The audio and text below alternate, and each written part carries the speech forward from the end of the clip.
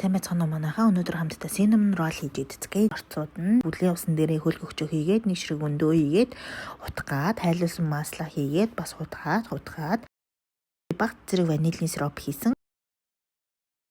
Баг зэрэг сүү хийсэн. Тэгээ гурлан дээрээ шууд хийж өгөөд тийм хөхөн бомбойлгож тавиад зөөлрсөн маасан дээрээ би ванилийн сиропыг яагаад гэвэл би гурландаа хийхээ мартчихсан байсан. Тэгээд хамгийн чухал орцоолох cinnamon powder хийгээд бор сахар бас бэлтэж тавиад ингээд cinnamon powder болон маслаа хутгаад дараа нь ингээд бор сахартайгаа холиод утгачаар юм болж юм. За энэ хооронд гурил хөгөөд тэргээ илтээд тэрэн дээрээ энэ бэлтцээ түрхээ ийм болонгууд нь сайхан эргүүлж ороож байгаад утсаар хуваагаад хэлбэр алдахгүй айгүй гоё хуваагддсан юм байлээ.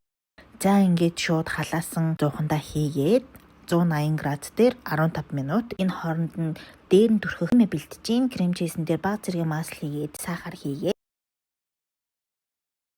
холиод утгаад ийм гоё болно. За ингээд 15 минутын дараа ийм өөрхөн болоод гараад ирэнгүүт нь тарааж түрхээд л болоо. Амар амархан багт. Үнийг хэлэхэд энэ бол миний бараг л анхных. Тэгэхэд бүр үнэхээр гоё амттай болсон. Жоргүүгээр шууд баримжаагаар хийснийг та бүхэн харж байгаа бах. Та бүхэн ч гэсэндээ хийгээд үзээрэй.